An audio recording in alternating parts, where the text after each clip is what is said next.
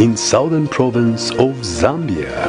As a television station registered by the Independent Broadcasting Authority in July 2020, we are poised to propagate agriculture, environment, and developmental issues, among others. Musanza Television, viewers first.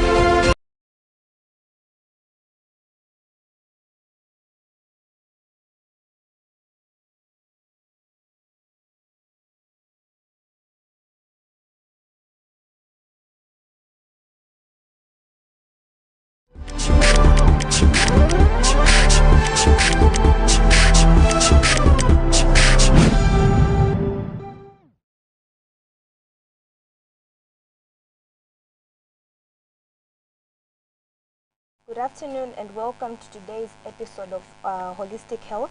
I am your host, Angela Nambeye, and my guest this afternoon is Mr. Piri Daliso, District Coordinator for Food and Drugs Control Laboratory in Mazabuka. Am I right? Yes. All right, and our topic of discussion today is the Food and Drug Control Laboratory in Mazabuka, its functions, and the water/food quality analysis. Mr. Daliso, welcome to the show today. Thank you so much, and welcome to the show, viewers. Tell us a bit about Mr. Piri Daliso. Okay, thank you so much. Mr. Piri Daliso is Food and Drugs Laboratory Coordinator from Mazabuka, under Ministry of Health, Mazabuka DHO. I'm currently coordinating the activities of the Food and Drugs Control Laboratory, which is the laboratory here in Mazabuka. Okay.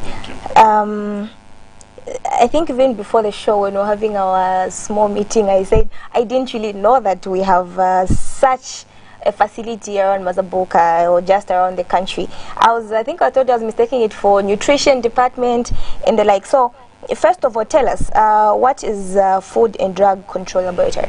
Okay, thank you so much. Yes, you may mistake it maybe to be food and nutrition or probably other departments.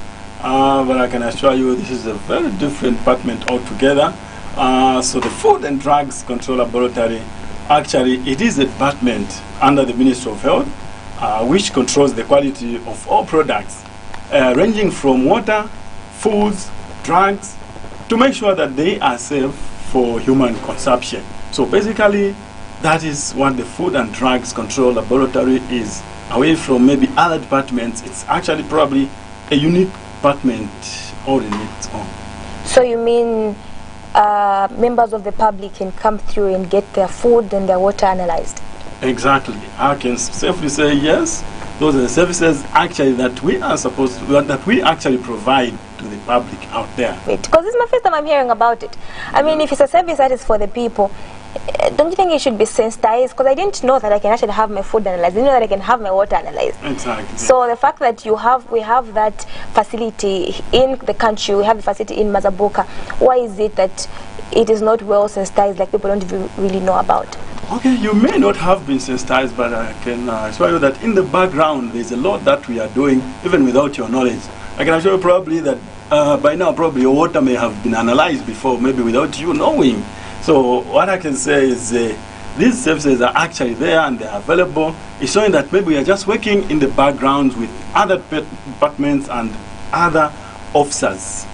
So actually we are very much in existence for now in Mazabuka. When you say in Mazabuka, when did this facility come to Mazabuka? Okay, so the facility actually was rolled out into Mazabuka in 2018. Yeah, that is when there was this decentralization of the Food and Drugs Control Laboratory. You may be aware to say, actually, the Food and Drugs Control Laboratory has been into existence for quite some time now, for quite long. It's only that it has only been available in Lusaka, in the UTH there. But this time around, it's been rolled out to various districts. And Mazabuka is one of the districts that has been given that opportunity to have this department running. So the laboratory is by the Ministry of Health?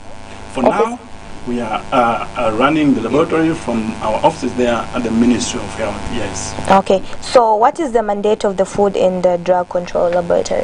Okay, so the mandate of the Food and Drugs Control Laboratory is to protect the public against hazards and frauds in the sale and use of foods, drugs, water, And to ensure that these things that are being consumed by the public, they meet and they conform to the acceptable standards of the Food and Drugs Act of 2001 and the World Health Organization standards. So this entails that whatever that food the public is supposed to consume out there should meet certain standards. It's not all about every food out there that we are supposed to consume, but we have to make sure that the food that we are consuming is actually to the acceptable standards and that they are good to our health.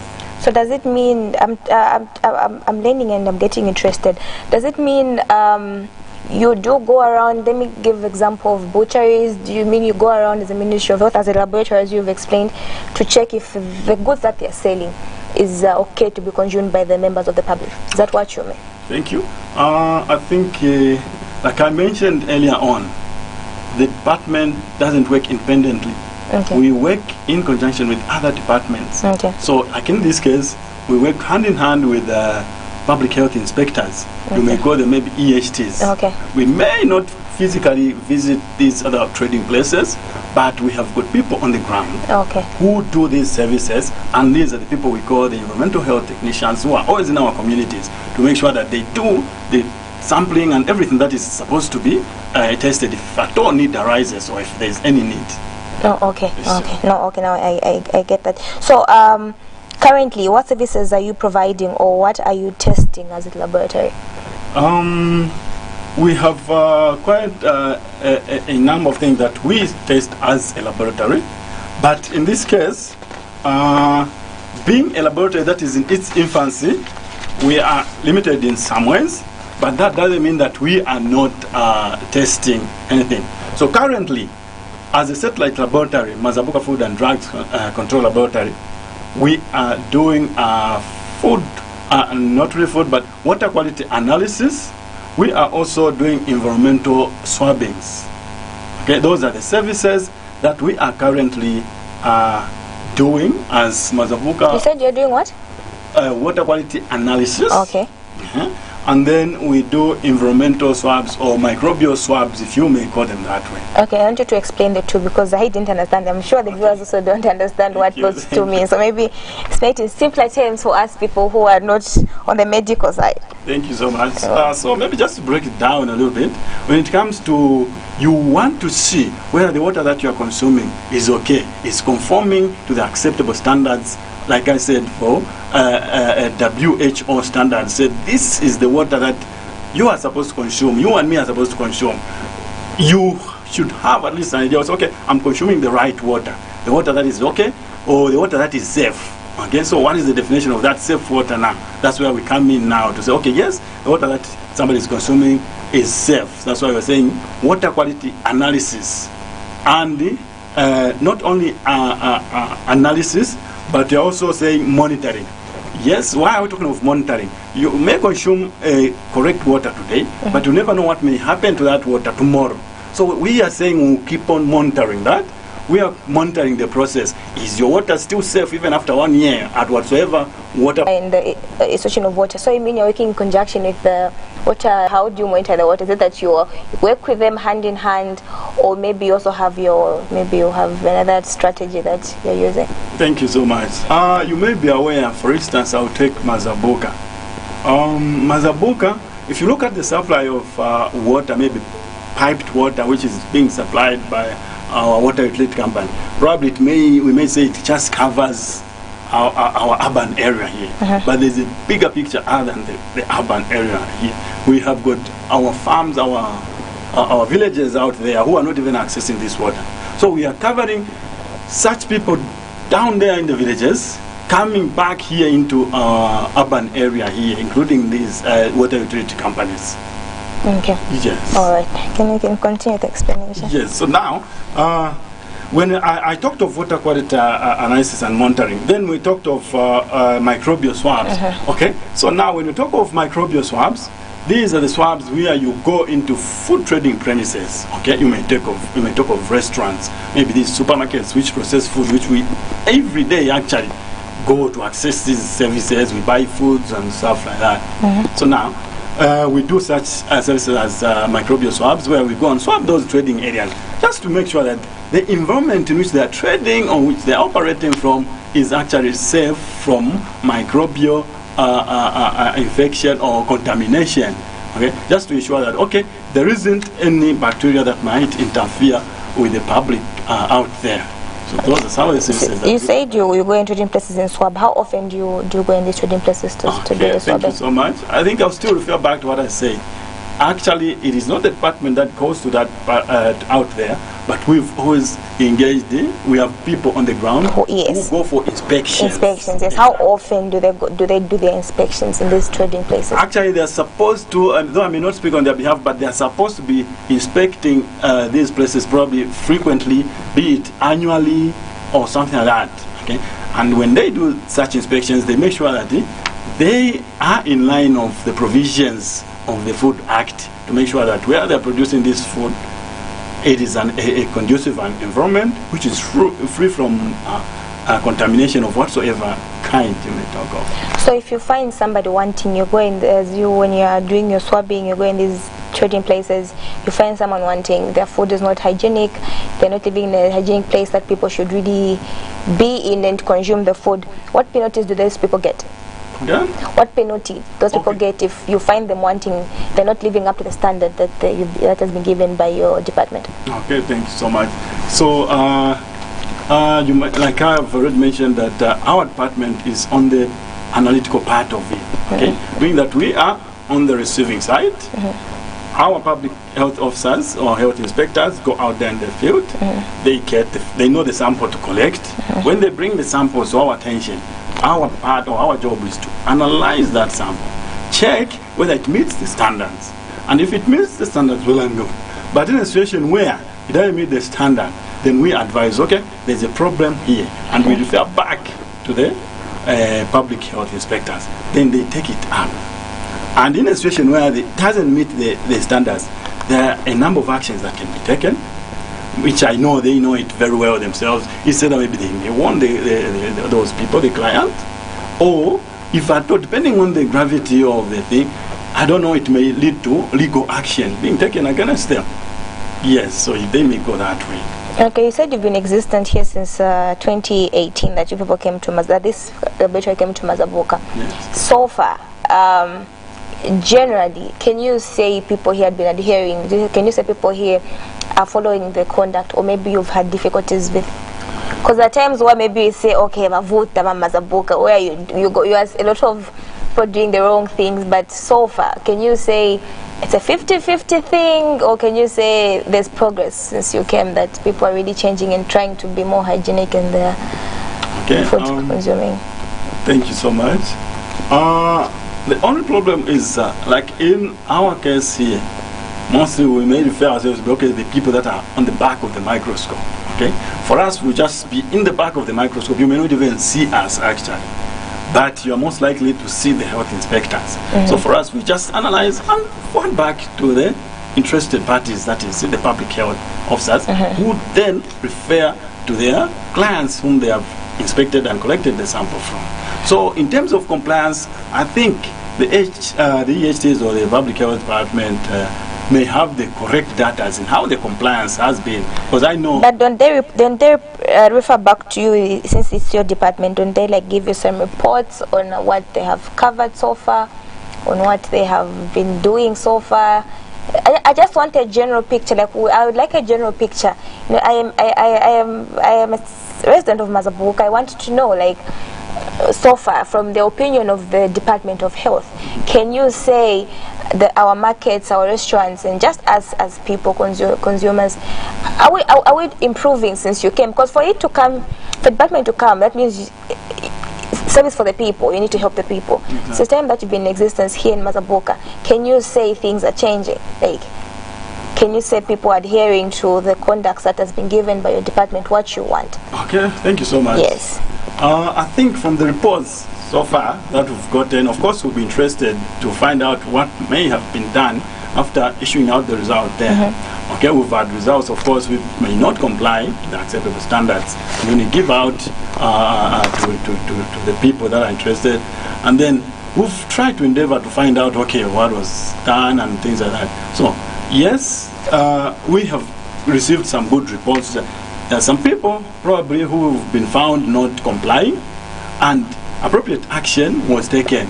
Okay, so I was told actually at some point, okay, such a trading place, maybe they were found wanting in these areas, and the public health officers went there to advise, okay, according to our findings, this is where you are lacking, the things like this, and they gave appropriate advice. So this is how they are supposed to operate. If they have to stop doing certain practices that may expose the public to contamination of the food, they would go ahead and inform. Meaning that if they don't comply, a public health officer has got the right to actually recommend for the closure of that institution or that trading place.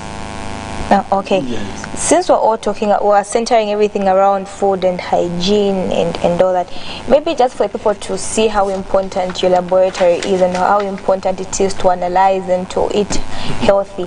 Maybe just try to further explain to the people what is food poisoning. Just we all know, I think we all hear food poisoning, and that's why we have laboratories like nutrition department, like your department, where you analyze the food that people have to eat and the water that people have to drink. But I think I want you to just explain. We all know what it means, but I want you to explain from your own point of view what is food poisoning and why should we avoid it at all costs. I think give me what food poisoning is, and also some of the disadvantages of having it. Okay. So that maybe the people out there should realize how important it is to eat healthy. Okay. Yeah. Thank you so much. So, okay, food poisoning, sometimes which may be referred to as foodborne illness. This is a situation whereby an individual or people are exposed to food that is actually contaminated. That food probably it is either spoiled or toxic, okay? Toxic food or drink.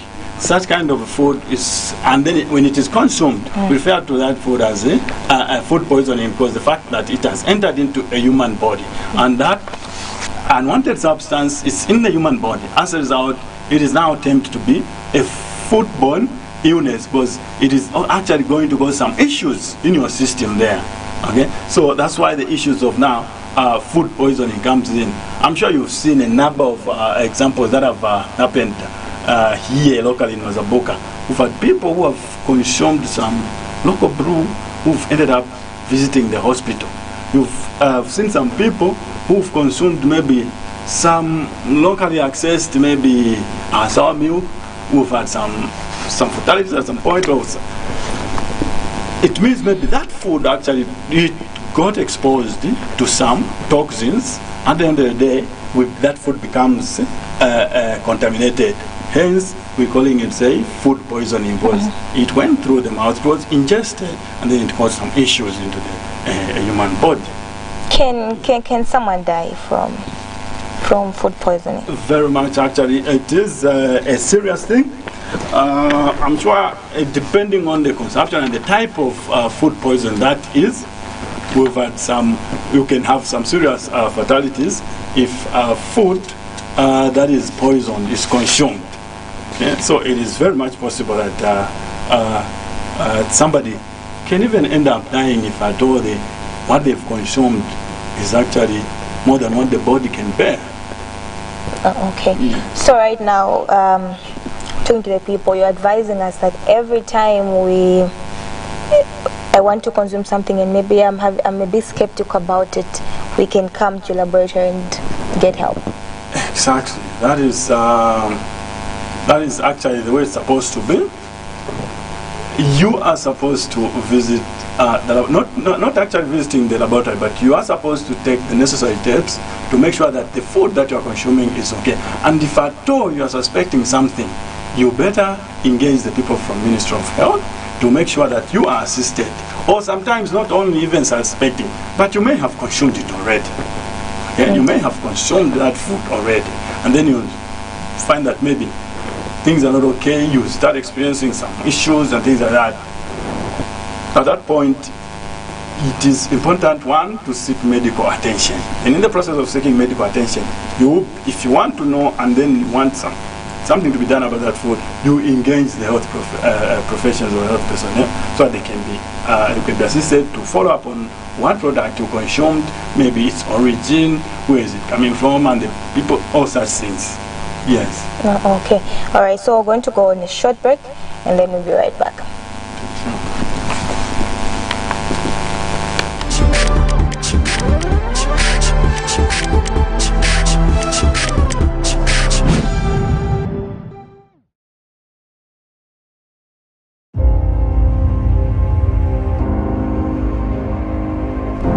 Certain jobs require strength.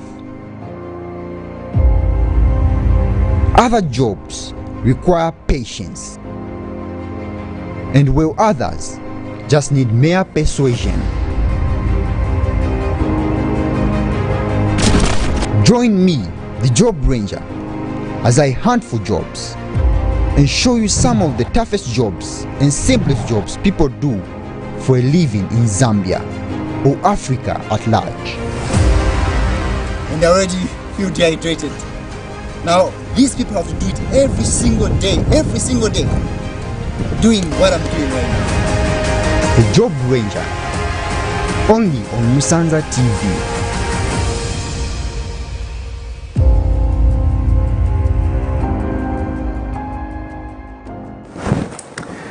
Hi friends and relatives. Are you looking for a vibrant college in Zambia? You can always come to Wansanje Travel and Tourism Institute and start with us for the next intake and get a job thereafter within or abroad Zambia. See you soon. Wansanje Travel and Tourism Institute is now enrolling students for January, March, June and September intake in the following professional programs: Advanced Diploma in Tourism and Hospitality Management, ICM UK, Diploma in Travel and Tourism TVETA, Advanced Diploma in Business Studies ICM UK, Diploma in Business Administration TVETA, Advanced Diploma in Journalism and Media Studies ICM UK, and more professional courses on offer. Apply online on www.wtti.edu.zm. Buy an application form at 100 kwacha only. Come in person to Kenneth Kaunda House, Premier Hotel, 2nd floor, Cairo Road in Lusaka. Send your results on WhatsApp to 0977 603389 or call 0966 603 389. Send us an email to wtticollege@gmail.com. Take advantage of a 50% scholarship by registering with us. There's only one name to remember for all your butchery needs. The name that offers satisfying results. That name is Kanonganivena Butchery. At Kanonganivena Butchery, we are the best in the following: mincemeat making, sausage making, beef cutting, and we also stock the following: T-bone, steak, beef sausage, Hungarian sausage, and all types of spices. For all your butchery needs, we supply in bulk. We are located in Nakambala, Kafue Street, in Plan 2000, Stage 2, Kabobola and Zambia Compound in Mazabuka. Contact us on 0969 813938 or 0977 493299. At Kanonganivena Butchery, cleanness is our motto and we believe in quality. For all your butchery supplies, come to Kanonganivena. We are the best. At Parigrizo Pub and Grill, passion and creativity are a signature in anything we do. We listen and serve our customers with dignities. At Parigrizo Pub and Grill, we offer different beverages like all kinds of drinks, lagers, whiskeys, and also we have a restaurant with good meals. Not only that, we also have a good accommodation and nice stage performance for the artists, and our security wing are tactical. If you're looking for a good and wonderful chilling point, don't hesitate yourself. Simply come at the Parigrizo Pub and Grill. We are located at Stone area opposite Mazapuka General Hospital along Livingston Road. For more information, you can call us on 0977 90 9016 or 0968 66 1270. Come one, come all.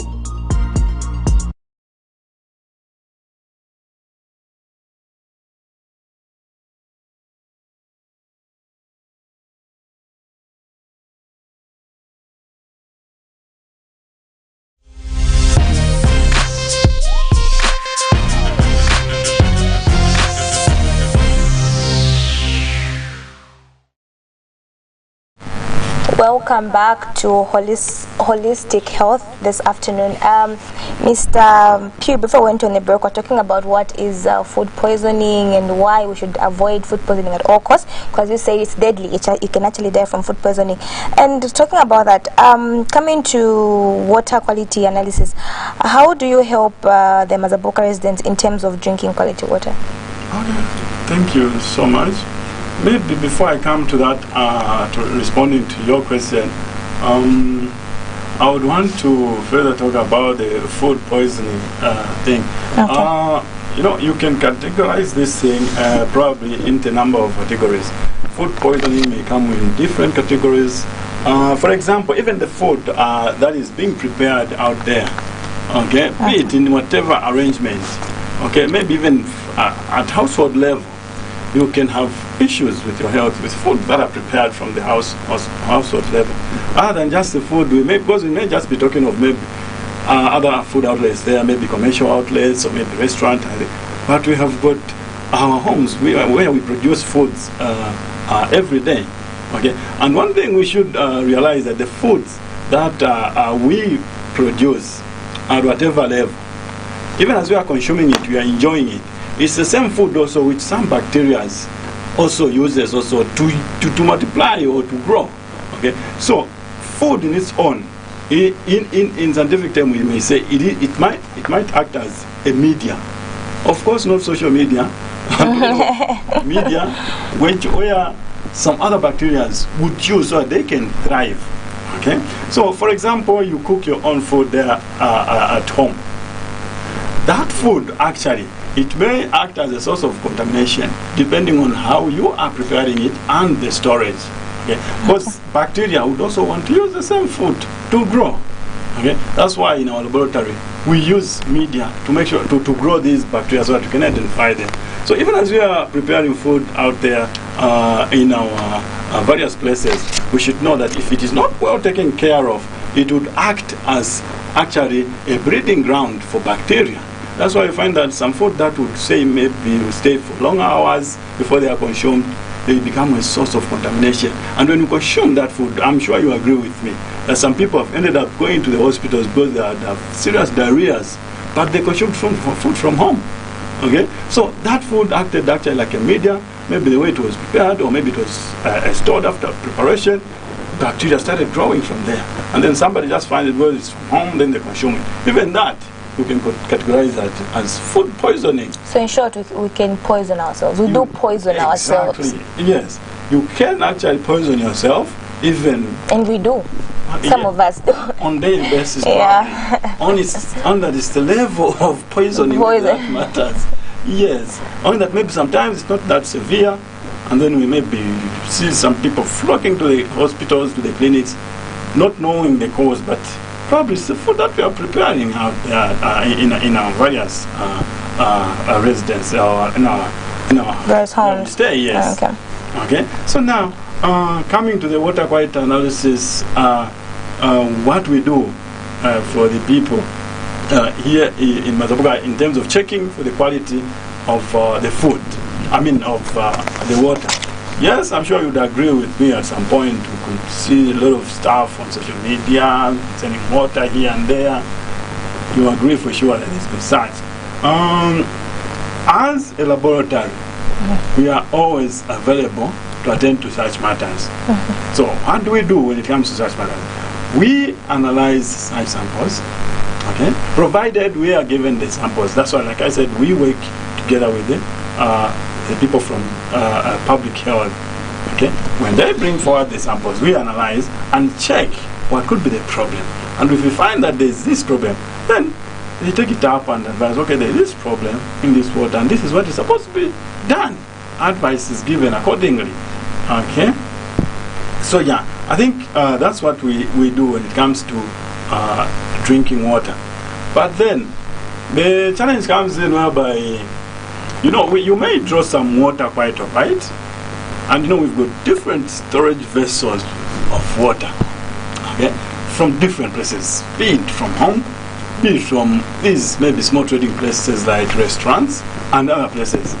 You may draw the water from whichever source, be it a borehole, be it tap water, but also your storage matters. Okay, there's been instances where some people would draw water and store them in certain maybe containers, but you don't know maybe what is in that container. And some people have a tendency of saying maybe if they put water in this container, they'll just be pouring water there day in and day out for years. But you don't know there are a lot of things that are growing there. And then when you put clean water there, the moment it reaches there, it ceases to be clean water. It becomes contaminated. So. But issue of water, I think during this rainy season, we've seen a lot of instances where we're actually experiencing, brown water coming from the tap. I think you have seen. I think that's not something that is new to you. In that instance, you as a department, what do you do, or what have you been doing? Because this has been a trend during this rainy season where we've been receiving very, very dark water coming out from the tap. So, in that instance that you see that happening, what do you do? What were you doing in short? Okay. That was happening. Okay, so like I mentioned, action is supposed to be taken by the public health inspectors. Mm-hmm. Okay, who report to you? They don't actually report, but we work together. Yes, we work together. So actually, action is supposed to be taken by the public health inspectors, who actually are supposed to carry out the sampling, okay, from whatever point that water is coming from, okay, and then when the samples are collected, as we are on the receiving end of the sample, okay, when the sample is received, then we analyze that sample and then check what is the problem, if at all there is. If there isn't, it was okay, there is no problem. But I mean, I think I really want to understand the fact that now you are here and we used to have that complaint. Yes. I want you to make me understand. You are saying you get the sample and you take it for testing. Dirty water is coming from the tap, yes, and people have to consume it. You get that sample to go test at the lab. Don't you think the time when you're having those results, people have already consumed and endangered their lives? Definitely. Yes. That's why I want to know what quick actions were you taking when you had this instance. Because that's why, since you work with the EHT guys, when that instance, when those situations were happening, I want you to tell me what you were doing to help us, the residents who are vulnerable and who didn't know what to do. Because that is your field, protecting us from endangering ourselves from such vices. Okay, so now the question might be, has such a thing been reported? But you see it on the tap. Like, obviously you are seeing it. If I see it on social media, I will not take it as the absolute truth. What if somebody just use some colors and they want to implicate somebody else? So you wait for reports?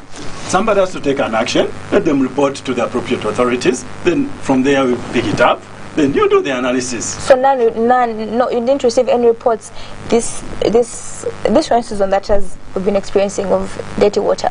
Of course, we've been doing some analysis, and now I can say, okay, there's been instances whereby, okay, we analyze the water which is commercially supplied, okay, by our local supplier here. Of course, we analyze such water, and we check whether it is conforming to the standard or not. There are instances where you check for the water and it's not conforming to the standards. Okay, so now maybe your question might be, okay, then what happens? Then I was going there. What happens? Because that's the company supplying, so what happens? What happens? Yes, what happens? Yes, of course, it is the company that is supplying. So actually, that company is actually a stakeholder of maybe the Ministry of Health. I can mention to say there is a committee called District Epidemic Preparedness Committee here in Mazabuka, and the utility company is actually represented in that meeting. Okay, so we've had some presentation concerning the water that is actually being supplied by our local utility company here, and we've pointed out, okay, these are the issues, okay, this and this, and we advise accordingly, and we take it to say, okay, we've advised and appropriate action has been taken. What action has been taken? I'm interested. I want to know what action has been taken. No, that is actually purely to the company, because if I tell you, it's okay, madam, what you are preparing in this house is not good. But don't you follow through just to make sure that they actually adhere to the instructions that you've given them? Yes, actually, when we do that, there's a follow-up that is taken, and they make sure that everything has to be put in place. And then finally, if you make a follow-up, you check maybe for the second time, you find that there's maybe a difference compared to the previous samples that were collected. So we assume, okay, probably appropriate action was taken for us to have come up to this point. But the fact that you've told me no one reported instances of dirty water that we're experiencing, please, general public, members of the public, I'm concerned because I'm surprised that none of us, I'm getting to think, is it because maybe we don't just know where we should report such cases? Because we had those instances. I think I have seen with my own eyes how dirty the water would come out sometimes. I'm sure you have as well, just that you're waiting for to report. So now that we know, please, when you see dirty water coming from the tap, these are the people to call. Because I'm sure people didn't know about it. Because just every time we'd see, you know, I'm home, I'm opening the tap, the water is like very dark, and that's going to be like the whole day. I'm sure we just didn't know where to report this thing. Everyone just says, Baswasko, you know, we always say those things like, okay, Nimvula ya Nashishasha. You know, like there are those things. Now, I think now that we know about that, so now you'll be receiving reports. Every single, because we are receiving these cases every day. Hopefully, we'll be receiving maybe some response from out there and from the public there. But I can assure you, even probably even you, Madam Angela here, when you receive, when you just see your water, that is, and probably even shout at the company, even when they don't even listen to whatever that you are saying, and then it ends there. You keep quiet. What action? For me, I'm blaming facility here in Mazabuka. I think I told you when you came in before the show, I was not aware that you even have such a lab that deals with such situations. So I think it's you to make us aware about it, to educate us about. Now that people have known, trust me, I'm sure right now you'll be receiving calls of no, there's this, no, there is that. Now that we're aware, I think you've been working, as you've said, operating in the background, but the members of the public need to know, so that when there's such instances like, as you said, dirty water, contamination and what, they can run to you. Okay, thank you. So now, I'm sure I would mention here that there's been some people who've been brave enough to even visit their local health facility, to go and complain, to say, okay, the water that we are receiving is actually not okay. Some have even endeavored to even collect that water and say, okay, can you check for me this water, probably in whatever container that they may have used at that particular time. So, okay, look at this water and things like that. May you check this water for me, okay, from the local facility. Okay. Not everyone may come through our facility. So you go through the health centers. Exactly. And then the health centers will give you a report. Not really a report. They have to visit the health center from the catchment area. Okay. Okay. When they go to the health facility, they will meet some people there, our environmental health technicians, who are always on the ground. Okay. Okay. So at some point, yes, like I was saying, somebody was brave enough and said, okay, this is the thing. But actually, even if factually they were brave enough, that is not actually the step that is supposed to be followed. There is a step or a procedure that is supposed to be followed in order for this whole process to be successful and to make sure that we do the correct thing. Okay, so just to get you clear, I'm sure people are like me. You know, for me, I'm getting very interested because this is something new for me, and I'm just surprised and I'm happy that we have this. I'm trying to understand step by step. So if I see not that I don't, like, probably something may be contaminated or water or something, the first thing I do is first go to the health centers and meet an EHT. Yes. And then I submit my complaint, and then I just leave it there. Then they will do the rest. You don't just leave it there. Yes, you have to give your complaint. Yes. But you have to agree or make an arrangement with the environmental health personnel. Those are the people now that will have to follow you and do the sampling of that particular water. Because if you do the sampling you yourself, we may not accept that. Okay, we will not accept that for certain reasons, of course, that may be explained later. But if you just take it upon yourself, you do your sampling and bring it, we may not accept. Complaint is all about action. And then from there, they do the sampling. And then from there, they forward. We are on the receiving end. So we just receive a report. Okay, this is the sample that we collected from such a place with all the details. Okay, I understand. I'm sure people understand too now. Alright, so we'll be talking about bacteria and contaminations, and we've got two types of contaminations. Okay, fine. So now when it comes to water, because it's like we're very much into water now, we've for sure got two major types of contamination when it comes to water contamination. And these two major contaminations that I can mention here now is the bacteriological contamination. Okay. Other than bacteriological contamination is a chemical contamination. Okay. So these are the two major contaminations that may be there in the water that may pose a risk to human life. Okay. So now maybe just zeroing into bacteriological a contamination. This is a situation whereby the water that you are consuming is not safe because it contains bacteria. Okay? It consists of, or it contains some microbes which are not actually good to human health. Okay, you may categorize them. There's a lot of bacteria. Okay, there's maybe E. coli, there's maybe salmonella and things like that.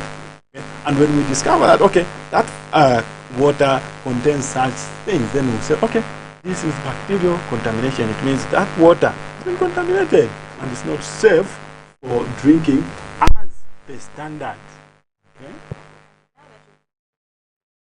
So what are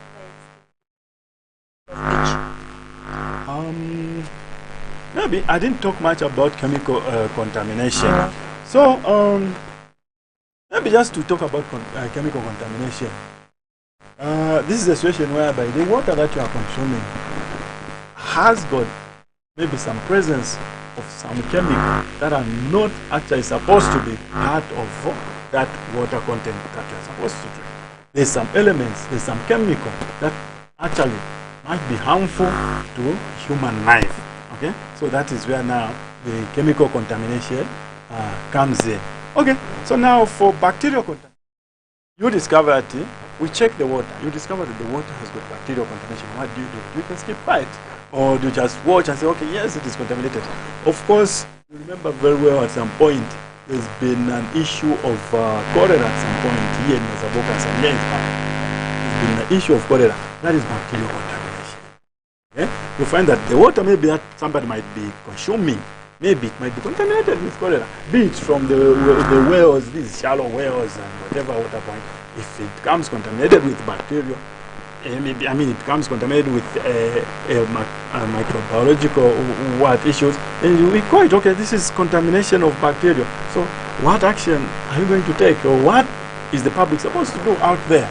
Okay, so the best thing to do when there's bacterial contamination in your water, I'm sure bacterial contamination, the treatment is actually something that might not be very complex. Okay, when it comes to treating compared to the chemical contamination. Bacterial contamination, I'm sure you've heard where people talk of saying, okay, let's chlorinate the water. Okay? By so doing, you'd have cleared all the microbes, all the bacteria in the water. Okay? And then, but it's quite different when it comes to chemical contamination. You will not just use chlorine. Other than even using chlorine, I'm sure you've heard people saying, okay, let's boil this water. Okay? Probably when you boil that water at certain temperatures, you would have cleared off all other microbes. Okay? But now, when it comes to chemical contamination, I can rest assure you, even if you boil that water, you will not kill that chemical. You will not kill those elements that are in excess. Okay? Even if you boil that at whatever temperatures. Okay? So now the question comes is also, what do you do? Okay? To be realistic, the treatment for chemical contamination might be quite expensive because you need some extra equipment. Okay, maybe the ion exchange machines, which at household level, who would even think of such machines? Maybe you have it. We should just go think about how can I know this is biological or it's chemical. How do you know? How do I know? Subject your water to quality analysis. Okay, that's why we are saying it's important. Okay, there are some people who drill boreholes out there other than this water that is being supplied here. There are people who drill boreholes. There are some people who use maybe wells, not just boreholes. They use wells. Others even end up using streams. Okay, but the question is, how sure are you that the water that you are consuming is safe? Okay, so now if you should take it upon yourself, check. After all, it's your health. Okay, it has got serious effects. Sometimes you may not see the effects now. But trust you and me, maybe by now we may be youth. But depending on the water that you are consuming, by the time you'll be reaching 50, then you will see the effects coming. Because some of these things, they are slowly accumulating. time. Yes. They take time. These are long-term effects, okay? For now, you'll be okay. You consume that water. Your body will contain it for now. But with time, those things will keep on accumulating. And with your age also, it will not contain some certain concentration of some elements in your body. Then you'll find that you start developing some other medical complications which you don't even understand. Then you start accusing our grandparents somewhere out there in the villages. Of trying to be sneaky on your... Yes. Yet Okay, you were just careless on what you were what are taking. some of the effects that, as you said, long term? What are some effects that I can encounter?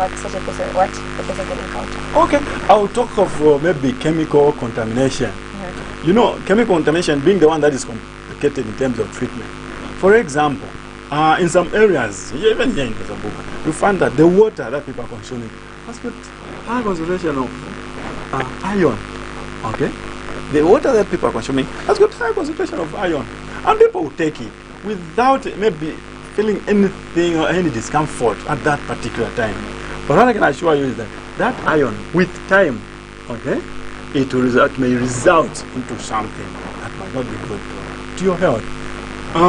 There's a condition that iron might bring, okay, when it is consumed after a long, for a long time, okay. There is a condition that like non-communicable diseases like type 2 diabetes, okay. This is a diabetes that comes about even in your later stage in your life. You see, you find that you were just born, okay, you didn't have any complications, you were just okay, but at the age of 50, 60, you just discovered diabetes. You know the cause, you may not know, and it might not be known. But it is believed to say, with a lot of consumption of these elements like iron, okay, with time, they can result, you can end up having type 2 diabetes. Okay? So you find that maybe your grandfather has got diabetes. Then you are surprised, so where is it coming from? Because all along when she was a youth, it was okay, nothing was a problem. Then all of a sudden comes in, then what will be the problem? You never know. Okay, I'm just saying, you never know. It could be maybe that the water that you're consuming had a lot of iron concentration. And at that level, at that point, the body couldn't contain it anymore because you've consumed a lot over a period of time. Okay, but let's assume you're educating us right now. Yeah. And some of us obviously have been taking water and don't care whether or just drink water because we want to drink water. Maybe let's assume it was contaminated and I have whatever I might be having in my body. What can I do right now to change the situation? Okay. Assuming, because a lot of people right now obviously have been taking water that you are saying is not safe. Okay. Because you say the only way we can know if water safe is coming is actually bringing it for testing to get it analyzed, which not everybody does. So let's assume we have been taking unsafe water for the longest of time, and we have maybe, let's assume we have something inside. As if it takes time for it to actually for it to foresee it. Yeah. So what can we do as at now to change our situation? Okay, I think all I can say is that the earlier the better. The earlier you discover, the better you change. Maybe no medication needed. Maybe for whatever you can taking. You can always seek medical attention. But I'm not sick, so right now, what am I going to say? Because I'm not sick, I just want to go there to assuming in case I have something because I've been taking untreated water. You're just assuming. Assuming, because you said you can take it and not even have any symptoms until later stage. Yes. So now that we have been taking it without being analyzed, obviously a lot of us are doing that. So the fact that, okay, let's assume I'm scared right now because I've been taking untreated water, because I haven't analyzed. I want to put my health back because obviously I've taken safe water at some point. What medication can I take? Can I go and explain my situation? Do I have something I can take that can just help me?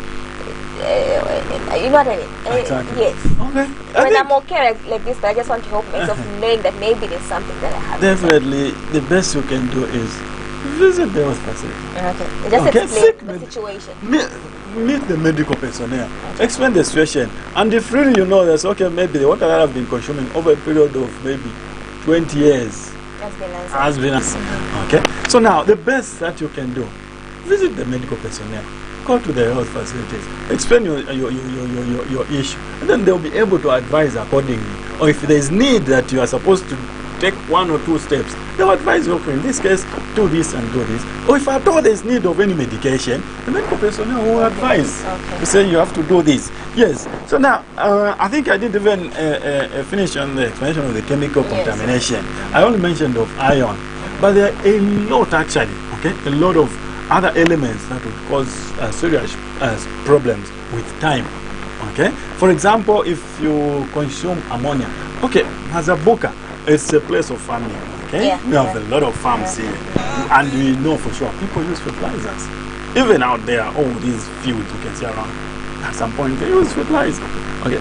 And okay, that fertilizer which is being applied, do you think it's everything that goes into the soil? No. And sometimes when the rainstorms come, it will be carried away, and then it finds itself where? Into some water sources, okay? Be it in these shallow wells, or maybe just these other boreholes. Some water might be seeping through, and then you find that that content for fertilizer finds itself into your water source, okay? And you know for sure, say, these fertilizers, they would contain things like maybe ammonia, okay? Ammonia, when consumed, okay, in excess of a period of time, again, it will still give you some issues. Okay? According to what maybe the science, ammonia would even cause some maybe asthma. Probably may have noticed some of these things. Somebody doesn't have asthma, or they never had asthma, they never had issues with it, but at some point in life, they just start developing such things. We never know. Yes, it might not be the cause, but we are saying it could be one of those things that might cause that. Okay, somebody will just start having difficulties in breathing. Okay, tightness of the chest. People will tell you, so, I feel like I'm heavy in the chest here. You don't know whatever water they were consuming. Okay, maybe it was high in the concentration of ammonia. Other than that, even this same fertilizer, they've got some nitrate.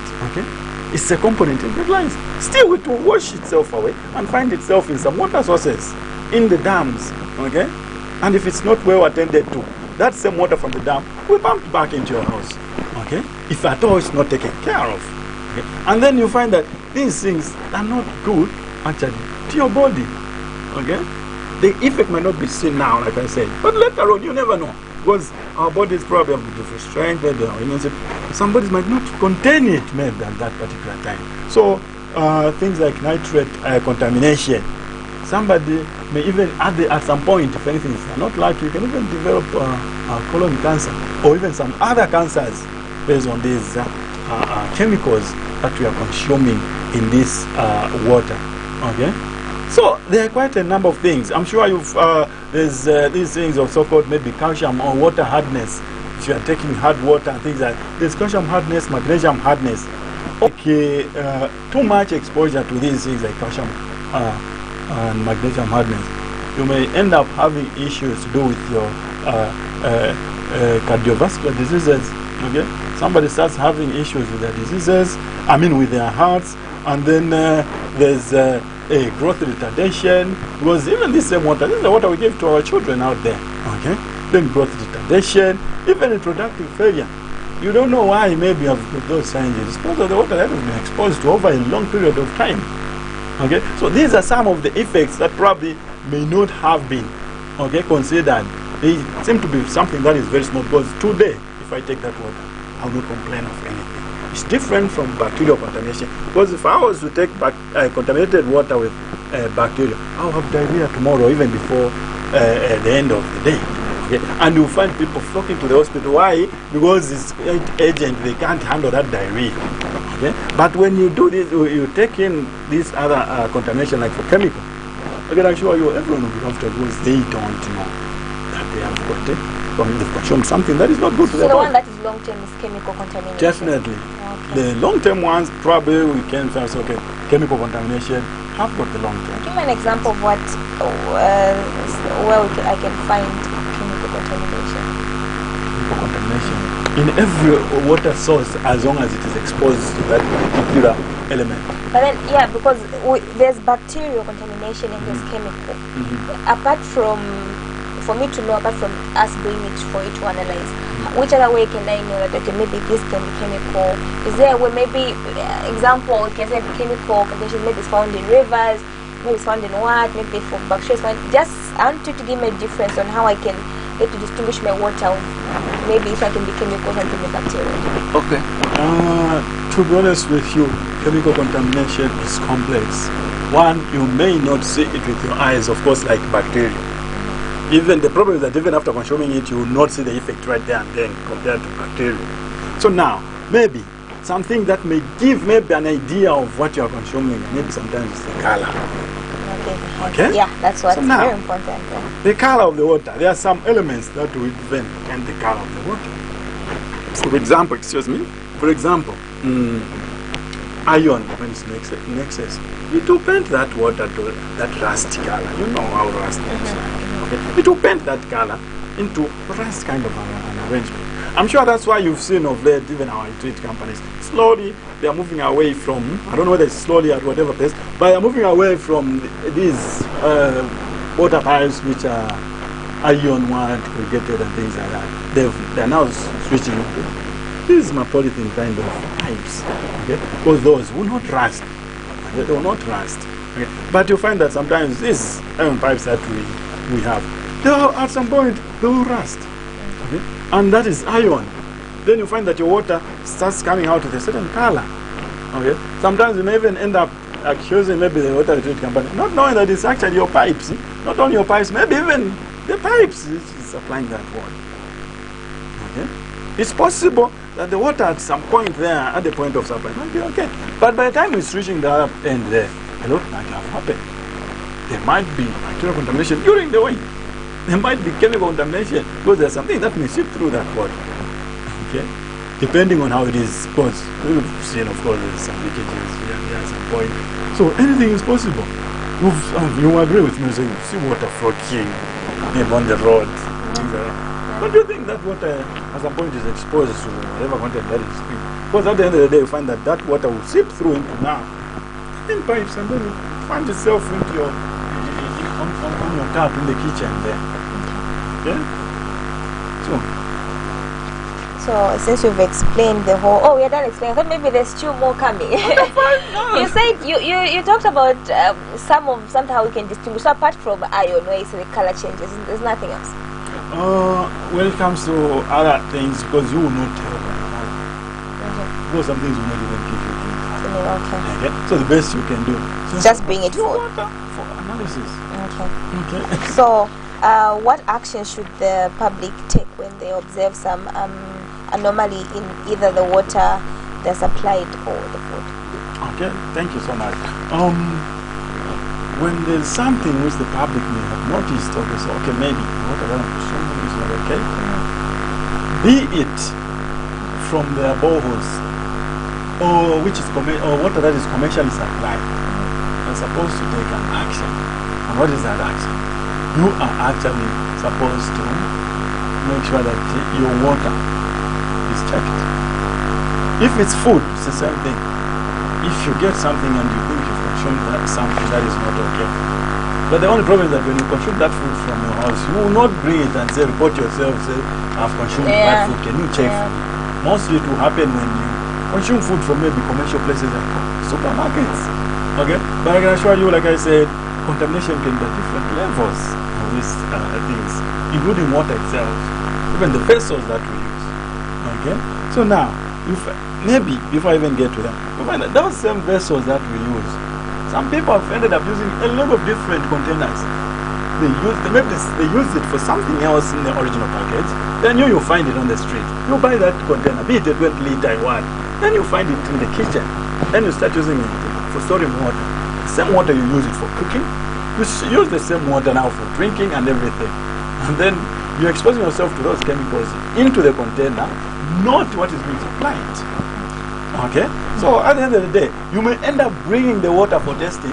That is actually because you are the problem yourself. You used wrong containers or you used contaminated containers right from your place at your household level. Okay. All right. So all in all, do you charge for your services? I think that's a very important thing to